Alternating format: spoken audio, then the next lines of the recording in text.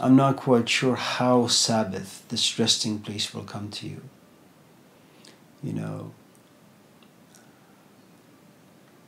there is this guy, his name is Dr. Anusha, he's Persian.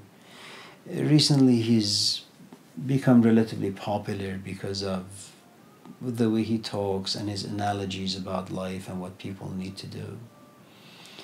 And he says one of the ways that he has attained happiness in life is what Stacy was telling me by the, in the kitchen, which was, there are two things in life, he said of himself. There are things I have control over, and there are things I have no control over. Of the things I don't have control over, all I can do is accept. Of the things I have control over, I can just give it a good try. Make sure I've given it all. And just in case I fail, well, I just have to come and accept that. I think you need to have a lot of inner power, inner strength, a good amount of maturity to come to a place where you say to yourself, whatever happens, I will simply accept. Consider the book of Job. He comes to accept everything about his life. The last couple of pages of the book. It's devastating. Where you think yourself to be a good human being. You're in love with God. You're in love with religion. You think yourself to be a great human being. And then slowly things are taken away from you. Now in the background you assume because you haven't been tested. And that's one of the things about, I think, love, depending on what sort of love you're talking about.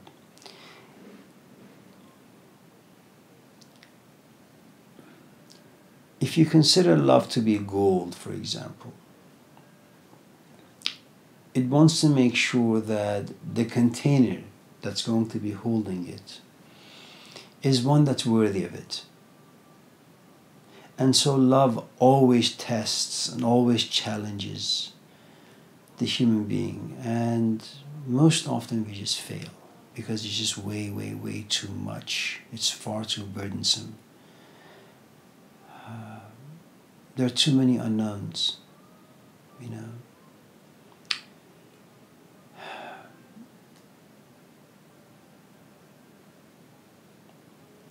And I think the love affair between Romeo and Juliet is the wrong model for us. It's not the sort of model you want to kind of have in your life and pursue. First, because Romeo is about 14 or 15, Juliet is about 12.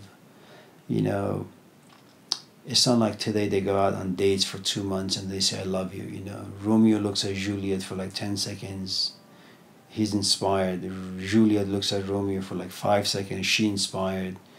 They kind of just say, I love you. He says, I love you as well. And that's basically it, And they haven't really been tested in the sense that, well, Romeo didn't have to go out to get a job. He didn't have to vacuum and wash dishes and take out garbage. He didn't have children to be in a bad mood all the time. He was not tested. So in some ways, he is very lucky because his life remained a fantasy for most of us, the most ideal, because he was untested, It's kind of like the new image of Jesus. For the longest time,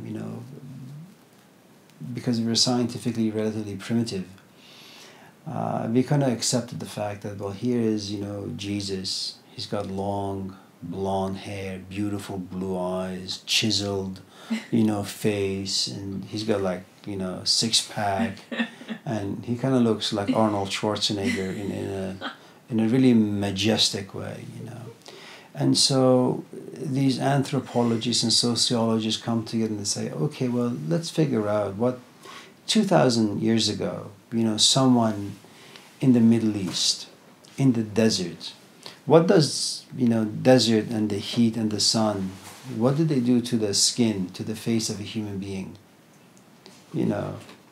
It's impossible. It's impossible for a human being to be scorched by the sun 24/7 and have no wrinkles. So this new image of Jesus is that he's really just profoundly unattractive. I guess he's more ugly than Socrates himself, do you see?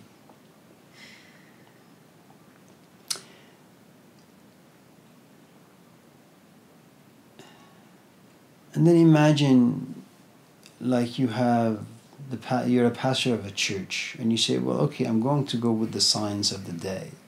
I'm going to remove that particular image of Jesus we've had in this church, sitting or standing for the past like 50 years, and replace it with this one. You know, well, you're going to lose almost everyone who comes to your church. And that, is, are you there for the image, or are you there for the ideas behind the image? And I think the movie V for Vendetta is, these movies have such great points sometimes, where Mr. Creedy, he says to V, why don't you die? Why don't you just die? And he says, Mr. Creedy, behind this mask is flesh, and behind this flesh is ideas, and ideas are bulletproof. And in some ways, when you fall in love, you realize that your loves, all the things that you have loved in your life, they are not bulletproof. Once they get tested, they slowly die and wither away.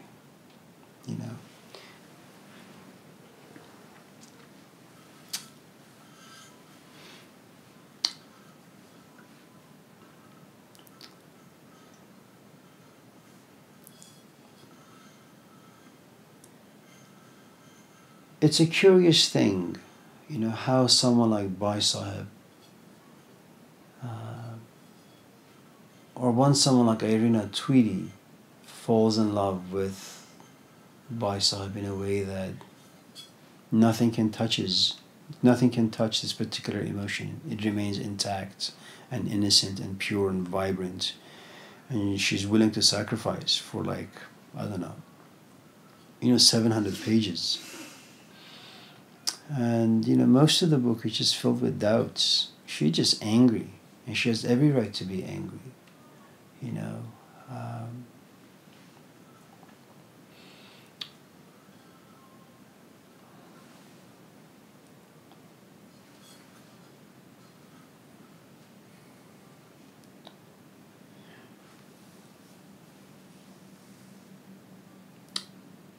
This sect in the Sufi tradition called the Malamatis.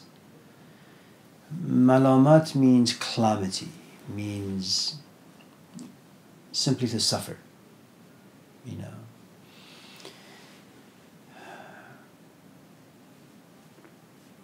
And I think it may be the tradition from which Gurdjieff comes, because most of his ideas about life, human beings, is that human beings are pathetic, they're forgetful, and they need to be reminded all the time. And the only way they can be reminded is through pain. Nothing else will save them.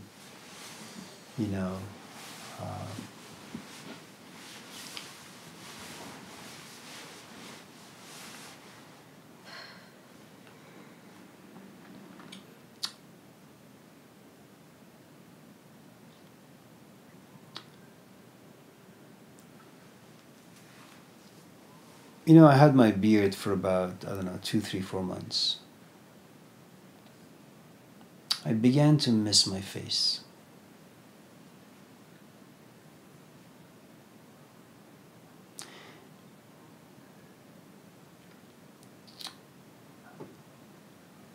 If I was a Malamati, I would continue punishing myself and my desire to shave. I would continue growing the beard,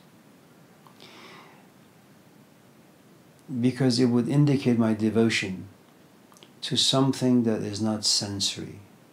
I am not my body, I am not my thoughts, I'm not my history. And I lack that capacity. I don't have it. I don't know who does, but I know that I myself don't have it. It really is a test.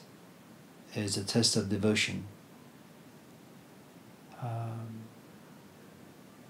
And I don't think anyone can be trained. I think you either have it or you don't. I watched, I think it was the last game of Kobe Bryant against Jazz. It was like I don't know, I think you call it a championship game. I don't know what it's called. And it was the last 6 or 7 minutes of the game, and Lakers were behind by maybe 10, 12, 15 points. In those 6 minutes, Kobe Bryant scored like 50 baskets. It was truly an amazing thing to see. And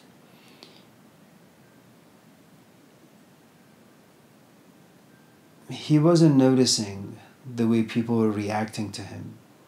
He was just completely in the zone. And it was my first time watching him.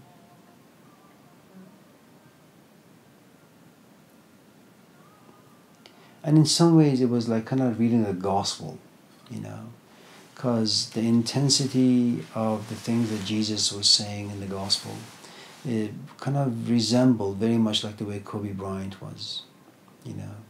You're only focused on your goal, which is to win, which is to play basketball.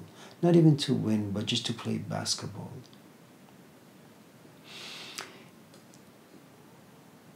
For someone like Irina, so at the beginning of the book she says, I am here to serve this man.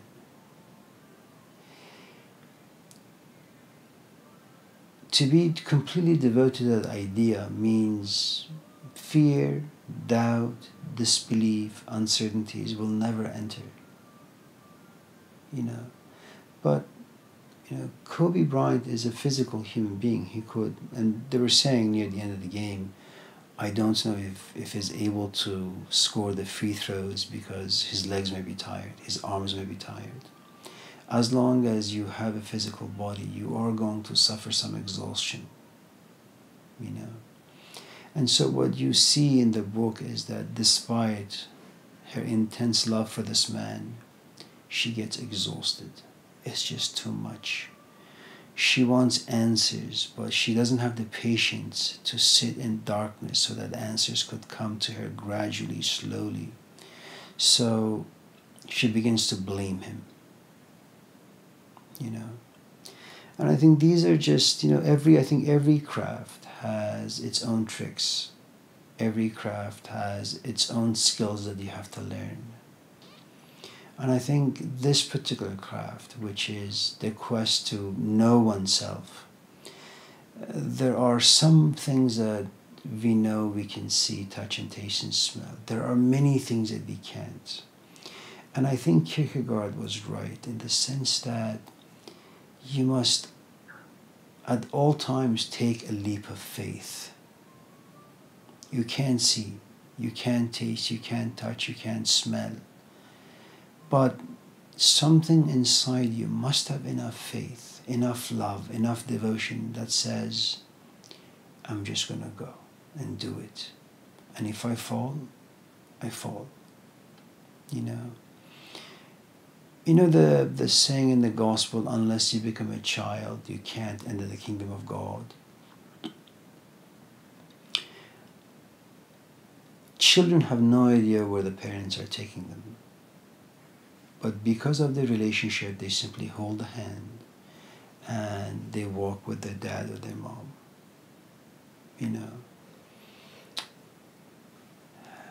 And the only thing that the mom or the parent will say is, there is something beautiful waiting for you. And that promise becomes, the guiding light.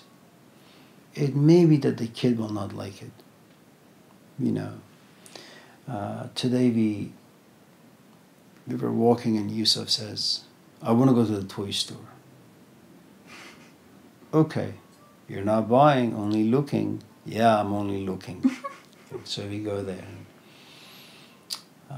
For about half hour.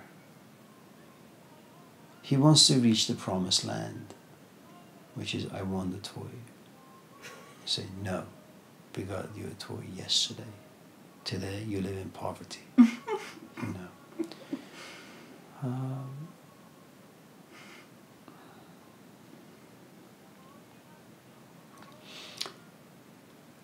what is, I think, interesting about the question, even though I have rambled on for so long that I have forgotten what the question was at all.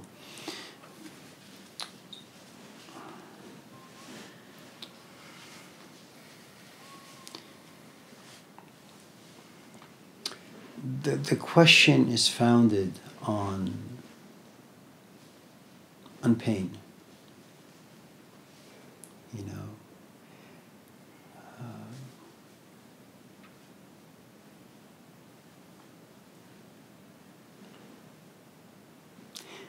James Spader, many years ago, he played in this movie, I think it was called The Secretary, if I'm not mistaken.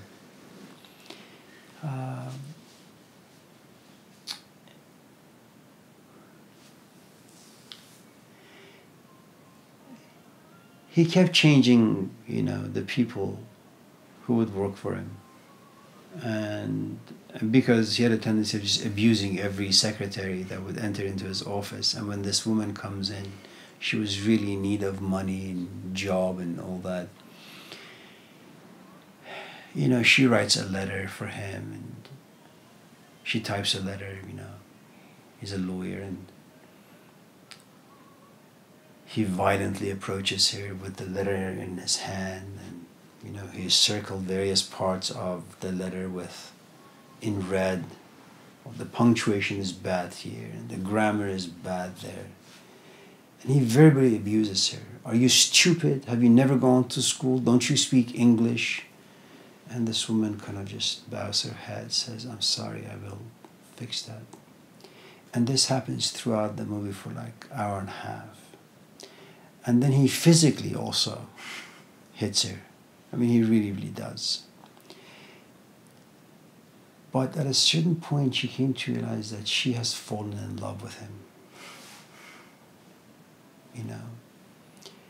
And she can't leave, despite all the abuse that he's inflicting upon her. She refuses to leave. And eventually he comes to the office, picks her up, and the audience, me, kind of assumes that they're going to go to the church and get married, you know. How many secretaries can endure such abuse? You don't even know if the man is marriable. Maybe he's a drunk, you know, who knows. And you'll, I think, encounter the same idea in The Strange Life of Ivan Osokin. You know, where the magician tells Osokin that you have to give up everything all at once. You may get something in return, you may get nothing in return. You know. And it's a very, again, very difficult place to be, and rightly so, because our brains are also evolved to look into the future. You want to know, you know, I mean, we've been we sat for a while asking each other, so what's your next semester looking like? What class are you teaching? How are you doing on money? Can you pay rent? You know, are you getting an interview? It's all talk about the future. That's how we are. You know, so you love someone.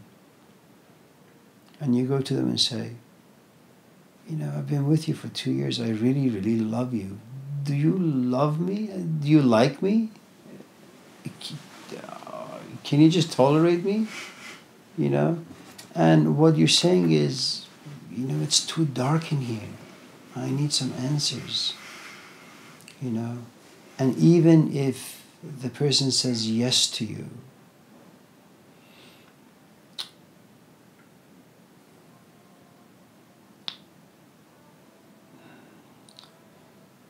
he or she manifests so much detachment or lack of care that you have no idea if what he said or she said to you a couple of days ago still holds true.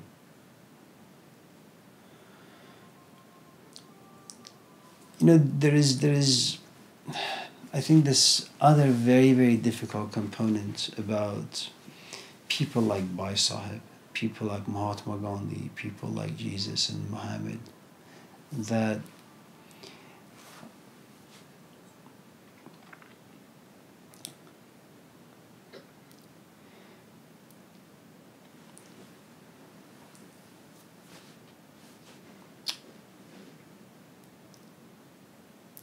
if you want to get to this place called the kingdom of God, this kingdom of God can't exist in the iron stage. In other words, you can't find the kingdom of God that has permanence and stability and harmony in the world of pleasure. It doesn't work. This kingdom of God can't be reached by going to school and saving money. It's not going to be attained by power, by intellectual, by reading books. It's not going to work. This kingdom of God is not going to be reached by you and I getting married and having children. So if your quest in life, if you have fallen in love with this concept, I am desperate to find the kingdom of God, what you're going to do, you're slowly going to kind of become indifferent to pleasures of the body. You're slowly going to be indifferent to the pleasures of the mind. You're slowly going to be indifferent to the pleasures of the emotions, which is, for example, sex and drugs and partying, or going to school, getting a PhD, getting a job and having a big savings, or wanting to have children. I mean, as a woman, it's such a difficult place to be, because from the age 27 till about 37, 38, 39, 40, 50, your body screams for a child, do you see? And so, let's say you are actually profoundly successful in overcoming these three stages, and you're only focused on the kingdom of God. Let's say you have glimpses of it, and those tiny glimpses give you enough of a Sabbath. Okay? You have a resting place for the rest of your life. Those tiny glimpses will give you that. But when you have Sabbath, what are you going to do? You're going to go back in life and you want to have physical pleasures. They'll be much more refined, refined in the sense that now you'll pick and choose a sort of music you want to listen to, and you want to make sure that you dance a particular way to a specific kind of music, And then you want a job, but not because you want to make money, because you want to make sure that the kingdom of God, those glimpses that you have experienced, can be expressed through your profession, And then you want to have a family because you don't want to be alone. Be alone for what purpose? It's useless, right? The problem is this. It has taken you about 2 or 3 decades to become completely indifferent to the pleasures of the body, pleasures of the mind, and pleasures of emotions. You are a ripened, mature human being. Now you walk back into life. Do not be surprised if you find yourself to be somewhat detached, not wanting to have too much fun, not wanting to, not caring too much about your profession or your identity being created through your profession. You don't care as much about money or finances, And when you do get married, your companion is always going to look at you and say, "Do you love me? Are you sure? Do you think this was a mistake? Do you love the kids? Are you sure? Do you think that was a mistake?" And you have every right to be detached, and they have every right to ask you these difficult questions. They're both justifiable worlds, because to get to this place where you have an experience of the non-sensory world, you have had to exercise detachment, or at least seen meaninglessness, futility in all these other realms. When you come back, you can't find meaning in things you have already deemed as meaningless.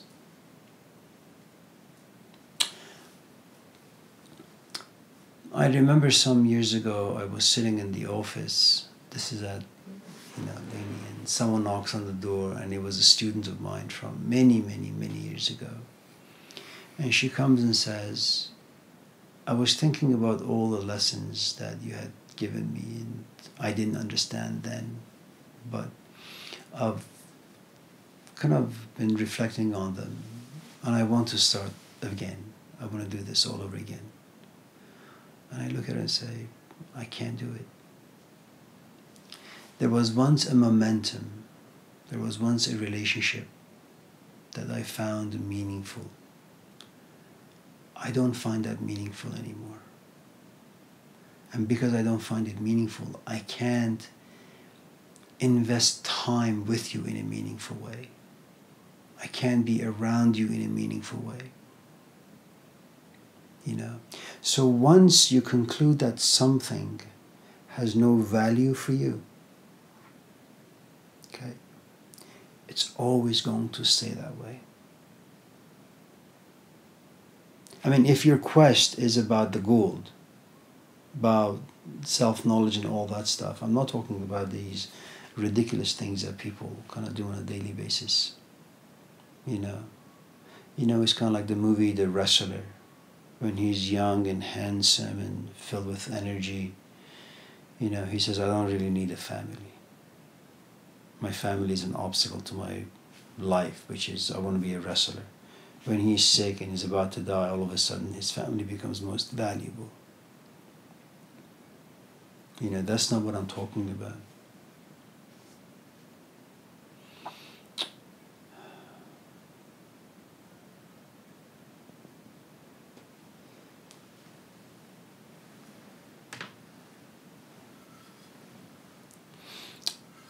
And I really think that tiny man some 2,000 years ago from Palestine was onto something. That, I don't know which gospel it comes from, but I have not come to bring peace. I'm here to make sure that you begin to fight with your mom and your dad and your husband and your kids and your friends. That I'm here to kind of basically turn your life upside down and make sure that you go on a path of no return. You can't go back to your life.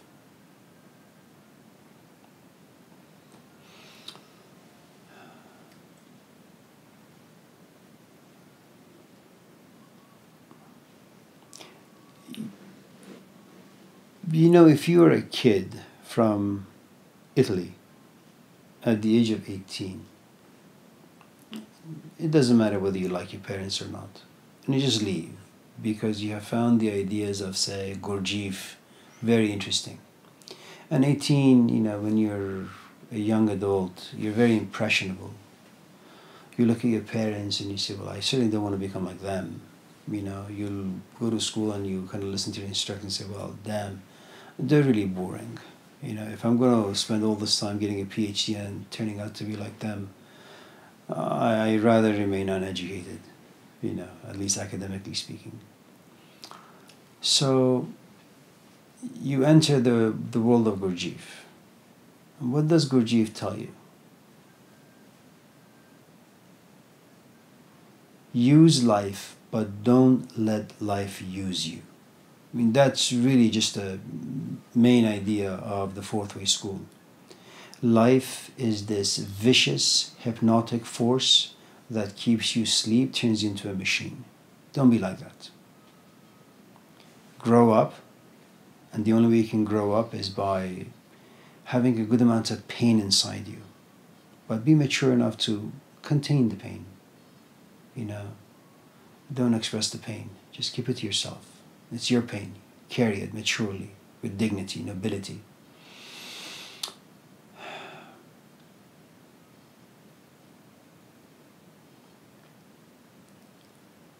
Now, if you've been involved with these ideas where Gurdjieff makes life lifeless for 20 years, okay, so you get into relationships. What exactly is it that you want in these relationships? What sort of illusions have you given your companion in this relationship? you lose the ability to love. You lose the ability to care. You know. And it's kind of like the, Godfather 3, I think. Every time you want to leave, to get out, they pull you back in. Every time you want to continue being on your path, someone says, conflicts begin to be created. And then you have to kind of compromise and you have to resolve the conflicts. And they take energy, resources, and after a while you feel depleted. And then you say, I don't have Gurdjieff and I don't have my husband. The hell am I doing? It's a thing that in the Quran is called Ibn Sabil. That you're a human being that who lives in the purgatory. You're not worthy of paradise. You're not damnable to hell. You're just right in the middle. It's an awful place to be.